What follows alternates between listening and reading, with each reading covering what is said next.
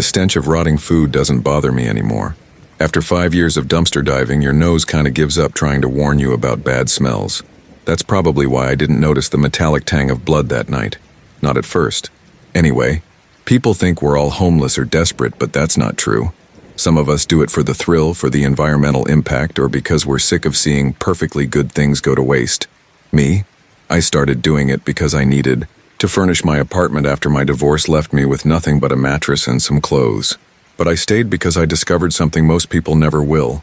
The secrets people throw away thinking no one will ever find them. That night in October started like any other. I had my usual gear, heavy-duty gloves, a headlamp, my trusty backpack, and a telescopic grabber for reaching deep into containers. The wealthy neighborhoods are always the best spots. They throw away things most people would kill to own. Oakwood Heights, with its manicured lawns and security cameras, was my favorite hunting ground. I had a system for avoiding detection. The garbage collection schedule was my Bible, and I knew the patrol patterns of every private security company in the area. 2 a.m. was my sweet spot. Late enough that even the insomniacs were asleep, but early enough that the early risers hadn't started their days. The leather-bound book caught my eye immediately. It was sitting right on top of a garbage bag in the Jensen family's dumpster, looking completely out of place among the food scraps and regular household waste. The Jensens, I knew their name from their discarded mail, were old money, the kind of people who had ancestral portraits in their hallways. The book was heavy, its pages thick with that expensive kind of paper you don't see anymore. When I opened it, the spine cracked like it hadn't been touched in years. The first few pages were blank, but then the handwriting started. Tight, precise cursive, written in what looked like fountain pen ink. Property of Elizabeth Jensen, 1987. I should have put it back. Everything in my gut was screaming at me to put it back. But I'd been doing this long enough to know that personal documents like these were gold mines. People throw away their secrets thinking they're safe, but nothing's ever truly gone in the trash. Sometimes those secrets are worth something to the right people. The first entry was dated just 3 months ago. The symptoms are getting worse. Dr. Morrison says it's just anxiety, but he doesn't understand. How could he? The scratching in the walls isn't just in my head. They're getting louder, and last night I swear I saw something move in my mirror that wasn't my reflection. The medication isn't helping anymore. I closed the book and shoved it in my backpack. Something about the handwriting felt off. If this was from 1987, why were the entries recent? And Elizabeth Jensen, wasn't she the old lady who disappeared last month?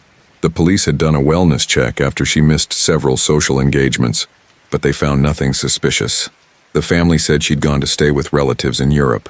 As I zipped up my backpack, I heard something that made my blood run cold. A scratching sound, coming from inside the dumpster. Not the scrabbling of a rat or raccoon. This was different, more deliberate, more purposeful. I switched off my headlamp immediately, plunging myself into darkness. The scratching stopped. For a moment, the only sound was my own breathing, too loud in my ears. Then, somewhere in the darkness, something whispered my name. The next morning, I convinced myself I'd imagined the whisper. Lack of sleep, stress, and an overactive imagination. That's all it was. But the diary was real enough, sitting on my kitchen table like a black hole sucking in all the light around it. I called in sick to my IT job. My boss didn't question it. I hadn't taken a sick day in 3 years. Besides, the dark circles under my eyes probably showed up in my voice. I made coffee, strong enough to strip paint, and settled in to read. The entries started normally enough. Elizabeth complained about her arthritis, wrote about her garden, mentioned family drama. But about 2 months ago, the tone changed dramatically. June 15th. Found another doll in the attic today. I didn't put it there. George says I'm becoming forgetful, but I know what I did and didn't do. This doll, it's not like the others. Its eyes follow me around the room. I put it in the trash yesterday, but this morning it was back on my bedside table. George doesn't believe me. Says I must have brought it back myself. But I know I didn't. I know. June 20th. The scratching started today. It's coming from inside the walls, but when George called the exterminator, they found nothing. No rats, no squirrels, nothing that could explain the noise. But I hear it. God help me, I hear it all the time now. June 25th. I saw George in the kitchen last night, standing perfectly still, staring at the wall. When I called his name, he didn't respond. I touched his shoulder and he felt cold. so cold. When he finally turned around, his eyes were wrong. All wrong. He says he doesn't remember any of it. The entries became more frantic after that, the handwriting increasingly erratic. Elizabeth wrote about shadows that moved when they shouldn't, about reflections that didn't match their owners, about whispers in empty rooms. She mentioned a ceremony that her family had participated in generations ago, something that had brought them their wealth but came with a price. The last entry was dated exactly 1 day before her reported disappearance. They're here. They've always been here, watching, waiting. The dolls are their eyes. The scratching is their language. We invited them in, my ancestors and I. We fed them our desires, our greed, our ambition, and now they're hungry again. George is gone. He's not George anymore. I see them wearing his skin like a suit that doesn't quite fit. They're coming for me next. If anyone finds this, burn it. Burn it and run. They already know your name. My coffee had gone cold.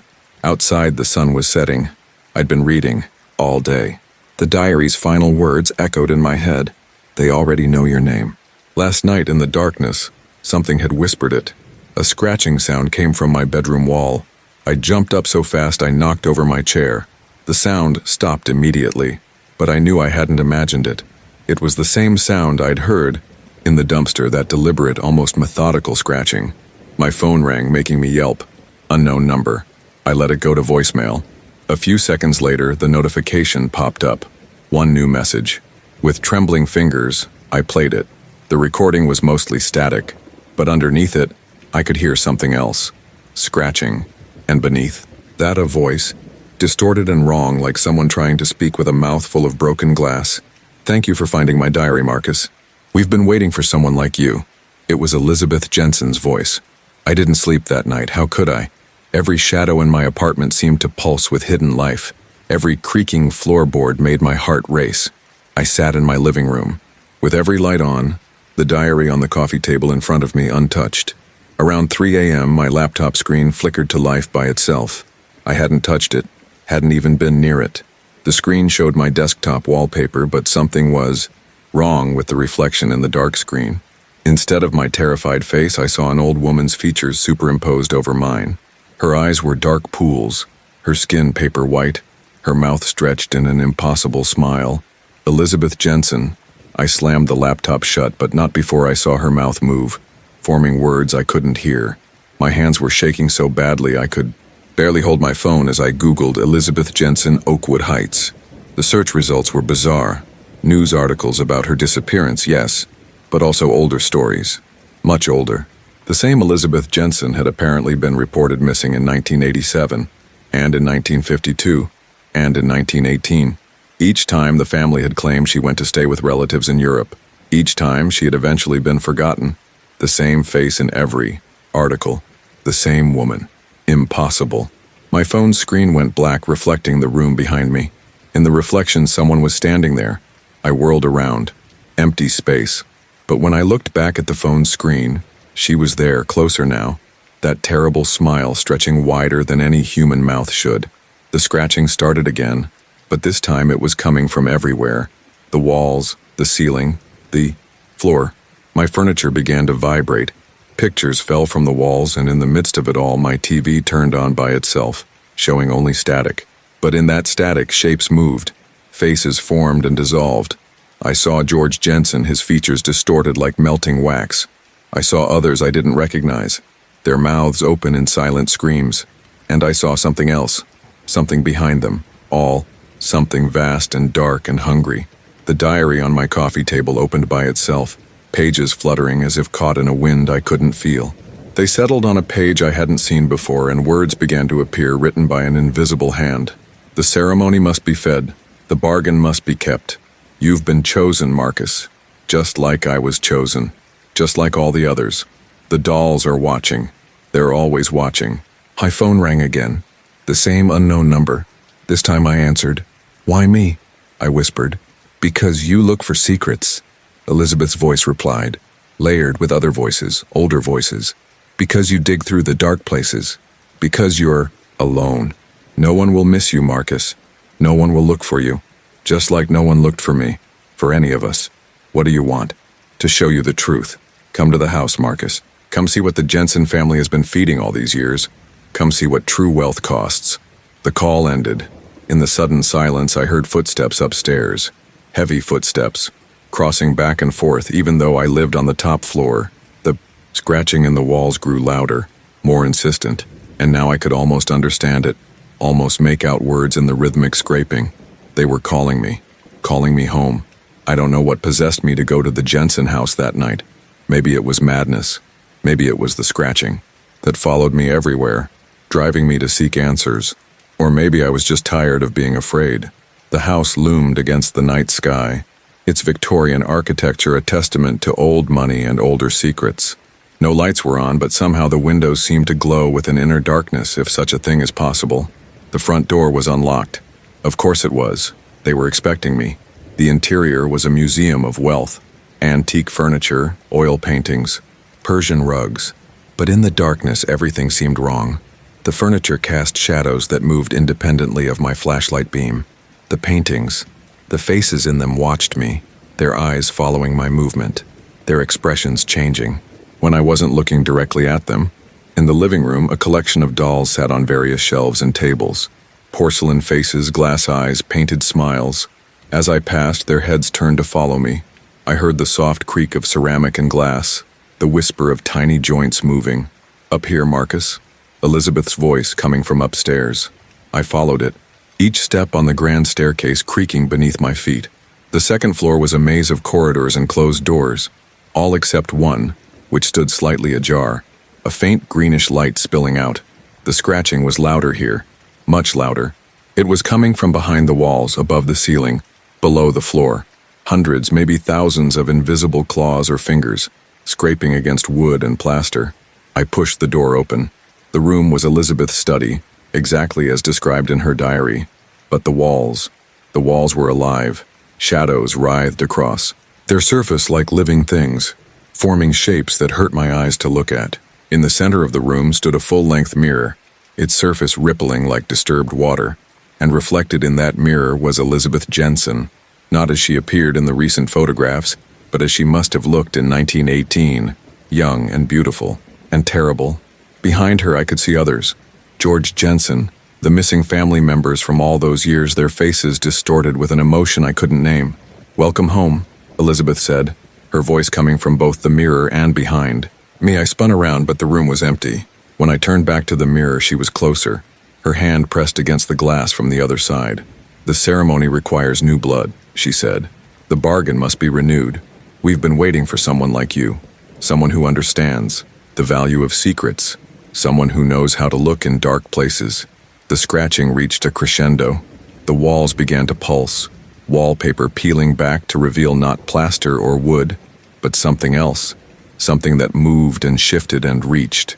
"Your turn, Marcus," Elizabeth whispered. "Your turn to feed the shadows." I wish I could say I ran. I wish I could say I fought back. But the truth is, when the shadows reached for me, when the mirror's surface began to flow like mercury, when Elizabeth's smile stretched wider and wider until it split her face in half, I stood frozen. The room around me began to decay, reality peeling away like old wallpaper to reveal what had always been lurking underneath. The true house, the true ceremony. I saw it all then. The bargain the Jensen family had made, generations ago. The price of their wealth and power. The things that lived in the walls, the things that needed to be fed. Not with food or money, but with people, with souls, with witnesses. The dolls were never dolls. The scratching was never scratching. The reflections were never reflections. They were windows, and through them they watched. They chose. They fed. Elizabeth's voice came from everywhere and nowhere. "We all made the same choice, Marcus. We all thought we could outsmart them. We all thought we could take the power without paying the price. But the shadows always collect their due." The mirror's surface reached for me like liquid mercury, cold and burning at the same time. I saw my reflection begin to change, begin to age and twist and transform. Behind me, the walls split open, revealing the vast darkness beyond, filled with shapes that should not exist, with movements that should not be possible. I saw the truth. About wealth, about power, about the real cost of success. I saw what the Jensen family had been feeding all these years, what Elizabeth had become, what I would become. The scratching became words. became a language I suddenly understood. They were hungry. They were always hungry. As the mirror's surface touched my skin, as the shadows wrapped around me like a burial shroud, I had one last thought. I should have left the diary in the trash. Now I sit in Elizabeth's study, writing this account. My hands don't look like my hands anymore. The mirror shows a face that isn't quite mine. The dolls watch with knowing eyes, their smiles growing wider by the day. The scratching never stops, but I've learned to love it, just as Elizabeth did, just as they all did. And when I see someone like me, someone looking for secrets in the dark places, someone digging through the things others have thrown away, I smile, and I whisper their name. After all, the shadows must be fed. The ceremony must continue, and there are so many dumpster divers in this city, all looking for treasures, in the dark, never knowing that sometimes the dark is looking back. The first rule of dumpster diving is to never go alone at night. I wish I had listened to that rule. Maybe then I wouldn't be sitting here, hands shaking, trying to warn others about what lurks in those metal containers behind restaurants and shopping malls. My name is Alex Chen, and I've been a dumpster diver for the past 3 years. It started as a way to reduce waste and find perfectly good food that restaurants throw away. You'd be amazed at how much edible food ends up in dumpsters every night. But what I found on October 13th wasn't food. What I found changed everything. I thought I knew about reality. I remember every detail of that night. The air was unusually cold for October, and a thick fog had settled over the city, making the streetlights look like distant, floating orbs. I was behind the Greenwood Mall checking my usual spots. The high-end restaurants there always threw away good stuff. Pristine vegetables that weren't pretty enough, sealed packages just past their arbitrary best-by dates. The fog made everything eerily quiet. No traffic noise, no distant sirens, not even the usual stray cats that normally kept me company. Just the sound of my boots on wet pavement and my own breathing. That's when I heard it. A sound coming from inside the dumpster behind Luigi's Italian restaurant. Not the usual rustle of plastic bags or the squeak of rats. This was different. It sounded like chewing. I assumed it was a raccoon. We get plenty of those. And shined my flashlight into the dumpster. What I saw made me drop my light. Inside the dumpster, hunched over what looked like a takeout container, was something that resembled a human only in the vaguest sense. Its skin was a sickly gray-green, stretched too tight over elongated limbs. Its fingers were too long, ending in black, curved claws, and its head, its head. When it turned to look at me, its face split open like a flower, revealing rows upon rows of needle-sharp teeth. I ran. Anyone would have run. But that was just the beginning. Because now they know I've seen them, and they won't let me forget. After that night, I tried to convince myself it was just my imagination. Stress, lack of sleep, maybe bad lighting. There had to be a logical explanation. But deep down, I knew what I'd seen was real. And worse, I had a feeling it had seen me too. I started researching, spent hours online looking for similar experiences. Most of what I found was obviously fake. Creepypasta stories and urban legends, but then I found a forum. Hidden away on a corner of the internet, accessible only through specific links, I found others like me. Other dumpster divers who had seen things they couldn't explain. Username, Wasteless Wanderer. They're in every city. They look like shadows. At first, but if you watch long enough, they take shape. They're attracted to waste, to excess, to all the things we throw away without thinking. And they're getting bolder. Username, Trash Treasure Hunter. Found a weird symbol carved into the bottom of a dumpster last week. Looked ancient. When I tried to photograph it, my phone died. When it turned back on, all my photos were corrupted.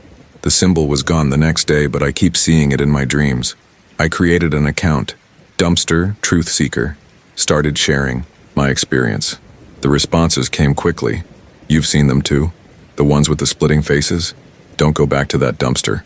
They remember faces. They're not just eating our waste. They're feeding on something else. But the most disturbing response came from a user named Last Diver. They're organized, they have a hierarchy, and they're using our waste management system like a network. Every dumpster is a potential portal. Every landfill is a breeding ground, and they're getting ready for something big. That night I couldn't sleep. Every sound made me jump. The shadows in my room seemed deeper, more alive. And when I finally did drift off, I dreamed of dumpsters that went down forever, of cities built from waste, of creatures that wore human skin like ill-fitting suits. I woke to find my phone filled with messages from unknown numbers. Each one contained the same image. That symbol, Trash Treasure Hunter had mentioned. And below each symbol, coordinates. Different locations across the city, all corresponding to dumpster locations. They were mapping something, planning something, and somehow I had become part of their plan. The coordinates haunted me. I started marking them on a map, trying to find a pattern. What emerged made my blood run cold. The locations formed a perfect geometric shape across the city, a pentagram, with my apartment building at its center. Hadn't told anyone on the forum where I lived. The symbol kept appearing everywhere. I'd see it reflected in puddles, scratched into bathroom stalls, even in the steam on my mirror after a shower. And with each appearance, the nightmares got worse. In night, my dreams, I walked through endless corridors made of compressed trash. The walls would pulse with a sickly green light, and I could hear them moving inside, crawling, sliding, waiting. Sometimes I'd wake up to find my sheet soaked with a black, oily substance that disappeared before I could photograph it. Then came the videos. They started appearing on my phone. Clips I hadn't recorded showing dumpsters at night. In each one, something would move just at the edge of the frame. Something big. The videos were dated for days that hadn't happened yet. One night, I received a message from Last Diver. They're not just creatures. They're cultivating something in our waste. All our thrown-away food, our chemical cleaners, our electronic waste. It's all feeding into their evolution. They're adapting, changing, growing. And they're using us dumpster divers as scouts. The next day, Last Diver's account was deleted. All their posts disappeared. When I tried to find the forum again, it was gone, replaced by a 404 error page that displayed that same ancient symbol for a fraction of a second before vanishing. I started seeing the other divers in my area disappear too. People I'd known for years, gone without a trace. Their social media accounts erased. Their apartments, empty. And in each of their former diving spots, that symbol, glowing faintly in the dark. It was a Tuesday when I noticed the first changes in myself. My fingers felt longer, more sensitive. Food started tasting wrong. Everything except what I found in dumpsters. I could smell things from miles away, could hear conversations through walls.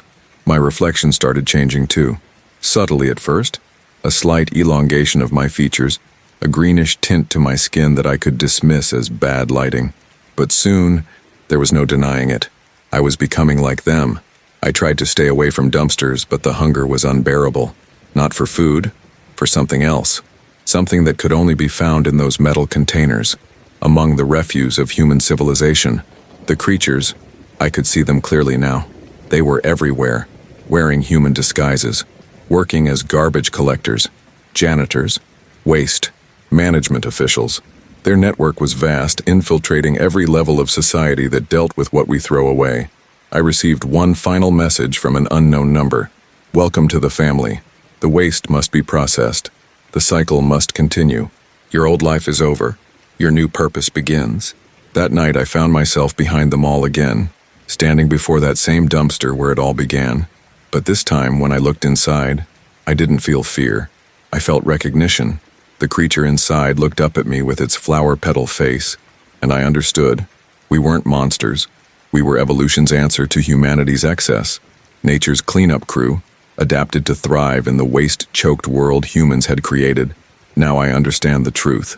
Every piece of trash humans carelessly toss away becomes part of our network. Every dumpster is a nursery, every landfill a city. We are the children of humanity's wastefulness, born from their refuse, shaped by their excess.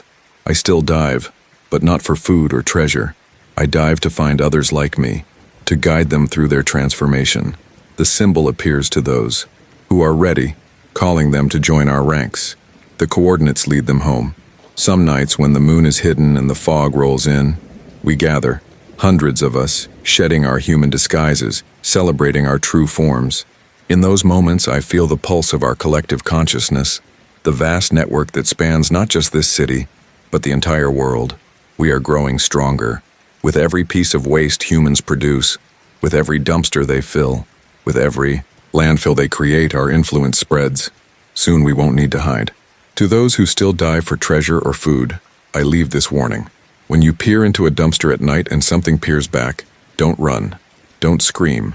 Simply accept your evolution. The waste must be processed. The cycle must continue, and if you see the symbol, if you receive the coordinates, if your fingers start to lengthen and your face begins to change, welcome to the family. We've been waiting for you. After all, in a world drowning in its own waste, who better to inherit the earth than those who've learned to thrive in humanity's leftovers? I am writing this from deep within the network, in chambers humans will never find. My transformation is almost complete now. Soon, I won't remember how to write in human language at all, but I needed to leave this record, this explanation of what's really happening in your dumpsters at night. Because the next time you carelessly toss something away, remember, you're not just feeding the landfills, you're feeding us, and we're always hungry. I never thought I'd be writing this down, but I need to document what happened. Maybe then someone will believe me, or at least understand why they'll find my body the way they will. 3 weeks ago, I was doing my usual dumpster diving routine. I'm Sarah Mitchell, 28, and I've been diving for about 2 years now. It started as a way to supplement my income as a freelance photographer. You'd be amazed at what people throw away, especially in the rich neighborhoods of Boston. That night I was checking the dumpsters behind Lux Mall. The high-end stores there often discard perfectly good items just because of minor defects or seasonal changes. The security guard, Mike, knew me and usually turned a blind eye as long as I kept things tidy. It was around 2 a.m. when I found it. A crumpled receipt at the bottom of Gucci's dumpster, stained with what looked like dried blood. Normally, I wouldn't think twice about a dirty piece of paper, but something about this one caught my eye. The blood formed a pattern. Not random splatters, but deliberate strokes that almost looked like writing. Under the harsh beam of my headlamp, I carefully smoothed out the paper. The receipt was dated 3 days ago and listed a single item, custom order number 667, special collection. The price made my eyes widen, $700. Who spends that much at once? But it was what was written in blood on the back that made my skin crawl. Find the others. They're all connected. Save them before midnight. Below that was an address in the warehouse district. I should have thrown it away. Should have walked out of that dumpster and never looked back. But curiosity has always been my weakness. As I stuffed the receipt into my pocket, I heard something that stopped me cold. A whisper coming from deeper in the dumpster. You found it. Finally. I spun around, my headlamp beam cutting through the darkness. Nothing. Just bags of discarded clothing and empty boxes.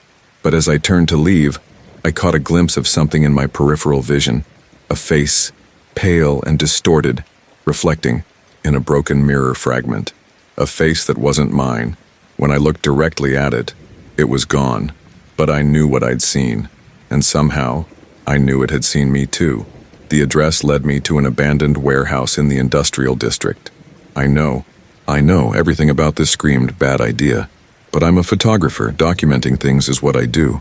I told myself I was just going to take a few pictures from outside, maybe do some research on the building's history. I wasn't prepared for what I found. The warehouse looked like it had been abandoned for decades, its windows broken and walls covered in graffiti. But something was off. The padlock on the front door was new, and there were fresh tire tracks in the mud. As I circled the building taking photos, I noticed something strange in my viewfinder. In every shot, there was a dark figure standing in one of the windows. But when I looked up from my camera, the windows were empty. I checked my photos. In each one, the figure was in a different window, but always facing my direction. And with each photo, it seemed to get closer to the window, more in focus. The last photo made me drop my camera. The figure had no face. Where features should have been, there was just smooth, mannequin-like skin. It wore what looked like high-end designer clothes, but they were wrong somehow, like they'd been sewn directly into its flesh. My phone buzzed. A text from an unknown number. Do you see us now? We've been waiting for someone to notice. Come inside. See what fashion really costs. That's when I heard the humming coming from inside the warehouse. A low, pulsing sound that seemed to vibrate in my bones. And underneath it, something else. The sound of sewing machines running at impossible speeds. The padlock clicked open by itself. Inside, the warehouse was a nightmare of luxury. Racks of designer clothes stretched into the darkness. But they weren't normal clothes. They moved, pulsed, like they were breathing, and hanging among them were things. Mannequins that weren't mannequins. Bodies that weren't quite bodies. Each one wore pieces from designer collections I recognized, but grotesquely modified. The fabric was fused with flesh, the seams sewn directly into skin. Price tags dangled from their necks, displaying numbers that made my head spin. In the center of it all was a massive sewing machine, larger than any I'd ever seen. Its needle was the size of a sword, and it dripped with something dark and thick. And sitting at it was a figure I recognized from my photos, the faceless one. Only now I could see that its skin was made of the finest leather, its joints reinforced with designer silk, its very form a twisted celebration of high fashion. It turned its blank face toward me and spoke in a voice that sounded like rustling. Fabric. Welcome to where it all begins, where fashion meets flesh, where luxury has a price that can't be measured in mere dollars. The thing at the sewing machine, it called itself the designer, showed me everything. How the fashion industry had evolved beyond mere clothing. How the richest of the rich now craved something more. Exclusive. Something that truly became part of them. What you find in dumpsters, it whispered, are the failures, the ones who couldn't handle the transformation. But you have potential. It led me through what it called its gallery. People, or what used to be people, displayed like mannequins, each one a grotesque fusion of flesh and fabric. Some still moved, their limbs jerking in a parody of a fashion show strut. Their moans sounded like silk sliding against silk. Every piece is unique, the designer explained, running its leather fingers along a display. We take their desires, their desperation to be unique, to be fashionable, and we make it permanent. The clothes become them. They become the clothes, forever in style. I recognized some of the faces, socialites who had disappeared over the years, models who had vanished at the height of their careers, all of them now part of this twisted collection. The designer showed me its process, how it selected its materials, both fabric and flesh, how it used the discarded receipts as a sort of mark, drawing those with an eye for fashion to its workshop, how it transformed them, stitch by stitch, into its idea of perfection. The dumpsters, it said, are our fitting rooms, where we test who's ready to become truly fashionable. As it spoke, I noticed something horrible. The clothes I was wearing, thrifted jeans and a second-hand sweater, they were beginning to feel tight, not like they were shrinking, but like they were trying to sink into my skin. The designer's workshop was a symphony of horror. Sewing machines whirred with inhuman speed, their needles plunging through flesh and fabric alike. The walls were lined with mirrors, but they didn't show reflections. They showed possibilities. In each one, I saw myself transformed in different ways, each more horrifying than the last. Your documentation skills are impressive, the designer said, its featureless face somehow conveying amusement. You'll help us reach a wider audience. After all, fashion is nothing without proper exposure. I tried to run, but my clothes, they weren't my clothes anymore. The fabric had started to merge with my skin, each thread becoming a nerve ending. I could feel every stitch, every seam. The pain was excruciating. The designer approached with a needle the size of a pencil. This will only hurt until you stop being human, it assured me. Then you'll be art. That's when I saw them. Others like me in various stages of transformation. Some were still mostly human, their clothes only beginning to fuse with their flesh. Others were almost complete, their bodies restructured into impossible fashions. They reached for me with hands that were partly glove, partly skin, their mouths stitched into permanent runway smiles. The dumpsters, the designer explained as it began its work, are where we discard the failures, but also where we find new material. Everything has a cycle. Fashion never truly dies. It just gets reimagined. I screamed as the needle pierced me, but what came out sounded like tearing fabric. I'm writing this from inside what used to be my apartment. My fingers are still partly fingers, though they're slowly becoming silk. My skin is developing a pattern that looks suspiciously like Louis Vuitton's monogram. The transformation isn't complete, but it's only a matter of time. The designer let me go, not out of mercy, but because I'm now part of its collection, a work in progress. Every night I feel the pull to return to the warehouse. Every morning I find thread under my nails and blood on my clothes that's slowly turning to silk. I still dive in dumpsters, but not for discarded treasures anymore. I look for others like me. Sometimes I find them half-transformed creatures, wearing designer labels that have become their skin. We recognize each other. We all know we're just walking advertisements for the designer's true work. The warehouse is preparing for what the designer calls the ultimate show. Soon, it says, the whole world will see true fashion. The boundary between clothing and wearer will disappear forever. If you're reading this, be careful what you pull out of those dumpsters. Check your clothes. Are they wearing you, or are you wearing them? And if you find a blood-stained receipt, run. Run before you become part of the collection, because fashion is eternal. And now, so am I. The next time you're trying on clothes in a boutique fitting room, take a closer look in the mirror. That movement you see in the corner of your eye, it might be the designer, measuring you for its next creation. And if you shop at Lux Mall, stay away from the dumpsters at night.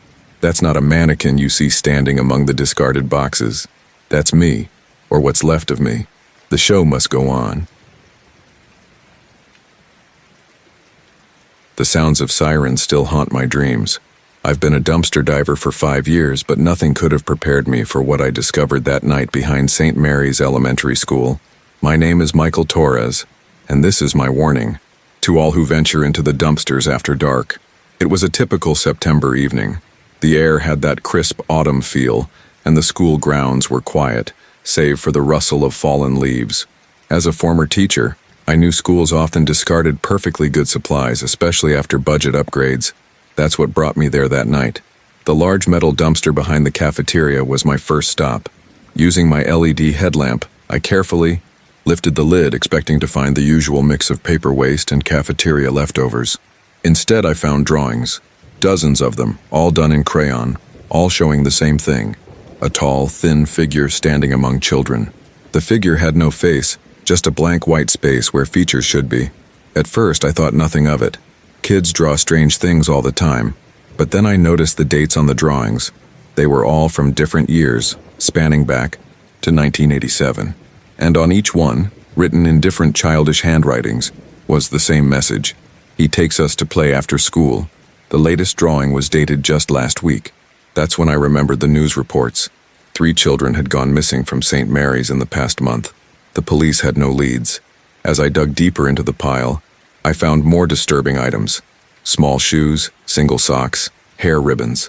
Each item had a child's name written on it in permanent marker. Names I recognized from the missing person reports over the years. Then I heard it, the sound of children laughing. It was 11 p.m. The school was empty, but I clearly heard the sound of young voices giggling coming from somewhere behind the dumpster. When I turned to look, my light fell on a door I hadn't noticed before, set into the ground like a cellar entrance. It wasn't on any of the school blueprints I'd seen online. During my research, it shouldn't have been there at all. The laughter got louder. I should have called the police right then. Should have walked away and reported what I'd found. But those children's voices, they sounded so happy, so alive, if there was any chance. The missing kids were down there. The cellar door was heavy. Its hinges caked with rust, but it opened silently. A set of concrete stairs led down into darkness. The children's laughter echoed up from below, along with the sound of running feet and what seemed like playground equipment, the squeak of swings, the whir of a merry-go-round. My headlamp revealed walls covered in more drawings. These were different, more detailed, more disturbing. They showed children playing, but their proportions were wrong. Their limbs too long, their faces distorted with too wide smiles. And in every picture, that same tall, faceless figure watched from the background. The stairs seemed to go down forever. The air grew colder, damper. The sounds of playing children grew louder, but they began to change. The laughter took on a hollow quality, like it was coming from empty rooms. The playground sounds became mechanical, rhythmic, wrong. Finally, I reached the bottom. What I saw there still haunts my nightmares. It was a playground, but not like any I'd ever seen. The equipment was ancient, made of rusted metal and rotting wood. Swings moved by themselves, their chains creaking in perfect synchronization. A merry-go-round spun slowly. Its paint peeled away to reveal symbols carved into the metal, symbols that hurt my eyes to look at. But the worst part? The children. They were there, dozens of them, playing on the equipment. But they weren't right. Their movements were jerky, puppet-like. Their skin was pale, almost translucent. And their faces, God, their faces were just like in the drawings. Blank, featureless expanses of flesh. They turned to look at me all at once, their blank faces somehow conveying joy. "Come play with us, Mr. Torres," they said in unison. "He's been waiting for a new teacher." I tried to run, but the stairs were gone. Where they had been, there was only a solid wall covered in more of those eye-hurting symbols. The children formed a circle around me, their movements becoming more fluid, more predatory. "He says you'll be perfect," they chanted. "You already know how to teach. Now you'll learn how to really help us grow." That's when I saw him, the tall figure from the drawing standing in the corner of the underground playground. He wore what looked like an old-fashioned teacher's suit, but it was wrong. The fabric seemed to shift and move like it was made of living shadow. He glided toward me, his movements too smooth to be human. The children parted to let him through, their blank faces turned up in adoration. When he spoke, his voice was like chalk scratching on a blackboard. "Welcome to the true St. Mary's, Mr. Torres, where children never have to leave school, where they can play forever." He reached for me with hands that were too long, too thin. His fingers ended in points that looked sharp enough to cut through reality itself. "Your predecessor has served for 35 years, he continued. "Time for fresh blood, fresh ideas. The children need a new perspective on eternal youth." The previous teacher, of course, Mr. Anderson, who had disappeared in 1987, the same year the drawing started, the year the first children began to vanish.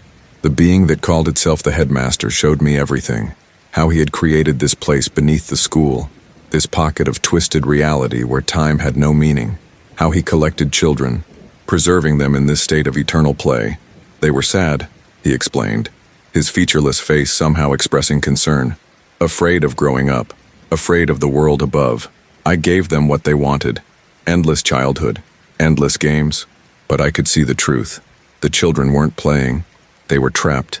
Their eternal youth was a prison, their games an endless loop of hollow motions. Their blank faces weren't expressing joy. They had simply forgotten how to express anything else. The headmaster led me to a small desk in the corner. On it lay a contract written in what looked like dried blood.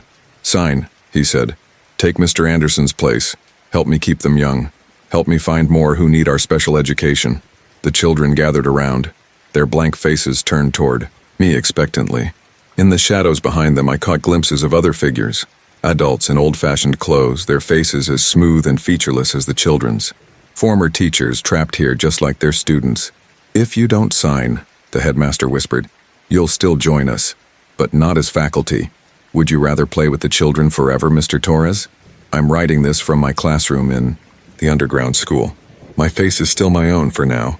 The contract gives me that much, a semblance of humanity to help lure others down here. But I can feel it fading.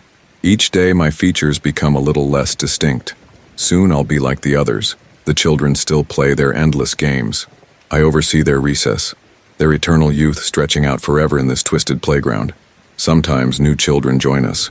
I see them in the dumpster searching for something they've lost or following the sound of laughter from below. The headmaster is always watching. His faceless gaze follows me as I perform my duties. He knows I'm writing this, but he doesn't stop me. Perhaps he thinks it will bring more curious souls to his underground school. To anyone who finds this, if you're dumpster diving behind St. Mary's Elementary and you hear children laughing after dark, run. If you find drawings of a tall, faceless figure, burn them. And if you see a cellar door that shouldn't be there, walk away.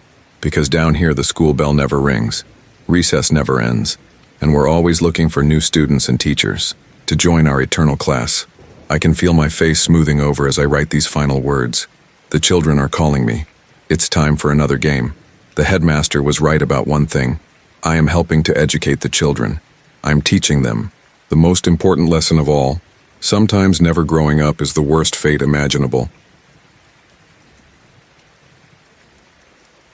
I never thought my background in audio engineering would lead me to this nightmare. My name is David Chen, and what I discovered in the dumpsters behind Mercury Sound Studios has changed everything I thought I knew about reality, about sound, and about the thin barrier between our world and whatever lies beyond it. For the past 3 years, I've been dumpster diving behind recording studios across Los Angeles. You'd be amazed at what they throw away. Perfectly good equipment that just needs minor repairs, vintage gear considered too outdated for modern, productions and sometimes even master tapes from unsigned bands. As both an audio engineer and a collector, these finds were gold to me. The night everything changed started like any other. It was around 2 a.m. and I was checking my usual spots in the studio district. Mercury Sound was my last stop. They'd been doing renovations, upgrading their entire recording setup, so I figured there might be some good equipment in their dumpsters. The first thing I noticed was the silence. Los Angeles is never quiet. especially not in this part of town. But as I approached Mercury's back alley, all ambient noise just stopped. No traffic sounds, no distant sirens, not even the hum of power lines. It was like someone had thrown a switch and turned off the city's soundtrack. Using my flashlight, I located their main dumpster. It was larger than usual, probably for all the renovation waste. As I lifted the lid, my light fell on what looked like an old reel-to-reel tape machine. Jackpot. These things were worth a fortune to collectors. But something was off about this one. The metal casing was covered in strange symbols that seemed to shift when I wasn't looking directly at them. And the reels. They were loaded with what? Looked like black tape, but it moved slightly, like liquid caught in slow motion. I should have walked away right then. But curiosity got the better of me. I had a portable battery pack and some old headphones in my backpack. Standard gear for testing audio equipment on the spot. The machine powered up with a low hum that made my teeth ache. The tape began to play. At first there was nothing but static. Then buried beneath the noise I heard voices.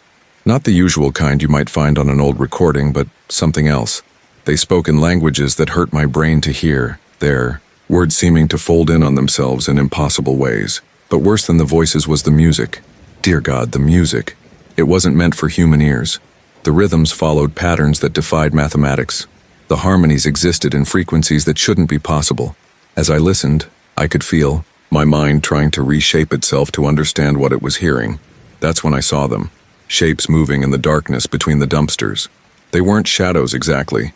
They were more like holes in reality, places where the world had been unraveled by that terrible music. And they were dancing to rhythms I could feel in my bones. I tried to pull the headphones off, but they seemed to have fused with my skin. The music was inside me now, restructuring my understanding of sound, of reality itself. And all around me, those shapes kept dancing, drawing closer with each impossible beat. The next few days were a blur of auditory hallucinations and increasing paranoia. I couldn't sleep. Every time I closed my eyes, I heard those voices, that music. Normal sounds became distorted. Human speech seemed to hide deeper, darker meanings. Even the simplest melodies felt like they were trying to tear reality apart. I knew I had to go back, not because I wanted to, but because the music was pulling me. It had planted something in my mind, a seed of understanding that was growing, changing me. I needed to know more. The dumpster was empty when I returned the next night. The tape machine was gone, though I knew I hadn't taken it. But something else was there. A key card for Mercury Sound Studios, resting on top of a stack of old session logs. The logs were disturbing.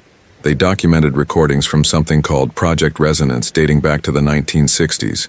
Each entry became more erratic than the last. Session 147. Subject maintains the frequencies are alive, claims they're trying to communicate. Session 185. 3 sound engineers reported hearing voices in empty rooms. Equipment continues to record on its own. Session 216. Lost contact with Dr. Reeves. Studio 3 has been sealed. The frequencies. They're learning. The final entry was dated just last week. They're ready. The concert begins soon. The key card felt warm in my hand, almost pulsing in time with my heartbeat. All the doors to Mercury. Sound should have been locked at this hour, but when I tried the service entrance, it opened smoothly, silently. The studio was dark but not empty. I could hear something coming from deep within the building. That same impossible music, but stronger now, more complex. It seemed to be coming from Studio 3. As I moved through the hallways, I noticed the walls were covered in those same shifting symbols I'd seen on the tape machine. They seemed to follow my movement, rearranging themselves when I wasn't looking directly at them. And everywhere there was that sound, that terrible, beautiful, impossible sound. Studio 3's door was covered in warning signs and heavy locks, but they fell away at my touch. Inside, I found something that defied explanation. Studio 3 wasn't a recording studio anymore. It had become something else. A vast, impossible space that couldn't exist within the building's physical dimensions. The walls stretched up into darkness, covered in writhing symbols that pulsed in time with the music that filled the air. In the center of the room stood a circle of recording equipment, dozens of tape machines, microphones, and speakers, all far older than they should be. They were connected by cables that seemed to breathe, that moved like veins, carrying some dark fluid instead of electrical signals. But it was what the equipment was recording that made me question my sanity. Floating in the air above the circle was what I can only describe as a tear in reality. Through it, I could see something, a place where the laws of physics were more like suggestions, where sound had physical form and music could reshape matter itself. And in that place things moved, vast, incomprehensible beings composed of pure resonance, their very existence an endless symphony of madness. They were the source of the music, I realized. They had been reaching through to our world, using the studio's equipment to broadcast their impossible frequencies. Each recording, each playback had widened the tear a little more. And now, welcome to the conductor's podium. The voice came from everywhere and nowhere, speaking in harmonics that made my ears bleed. One of the shapes had noticed me, had descended partially through the tear. Up close it was both beautiful and horrifying, a constantly shifting form made of crystallized sound waves and frozen frequencies. We've been waiting for someone who could hear us properly, it continued. The others, their minds couldn't handle our music. But you've been prepared. You've heard our call in the waste places, in the discarded sounds of your world. You can help us bring our concert to a larger audience. All around me, the equipment hummed to life. The tape machines began to spin, their liquid black tapes glistening. The microphones turned toward me like hungry mouths. Your world's music is so limited, the being said. 3 dimensions of sound bound by human perception. We can show you symphonies that exist in 11 dimensions, harmonies that can reshape reality, rhythms that can stop time itself. What happened next is difficult to describe in human language. The being, it called itself a resonant, showed me what true music could be. It wasn't just sound anymore, but something that existed beyond normal perception. I saw colors that had no names, heard frequencies that existed between existing frequencies, felt rhythms that moved backwards through time. The resonance had been trying to reach our world for centuries, it explained. They had influenced human composers throughout history. Those moments of inspiration that seemed to come from nowhere, those melodies that haunted dreams, those rhythms that seemed to tap into something primal and ancient. But it wasn't enough. They wanted to perform their full symphony, to bring their music fully into our reality. The effects would be transformative. Your cities will become concert halls, the resonance said, its form rippling with excitement. Your oceans will carry our melodies to every shore. The very air will vibrate with our frequencies. And humanity will finally hear music as it was meant to be heard. I saw visions of what this would mean. People's flesh reshaping itself to better resonate with the frequencies. Buildings dissolving and reforming in patterns that match the impossible rhythms. Reality itself being retuned to a different key.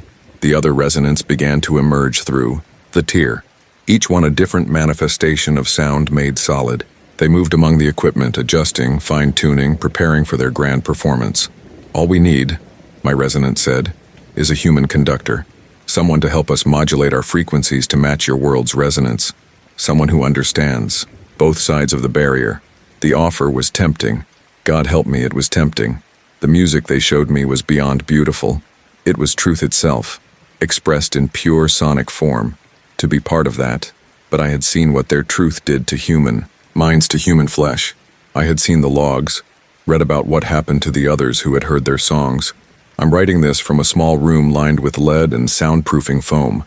The walls are covered in symbols of my own design, not to summon the resonance, but to keep them out.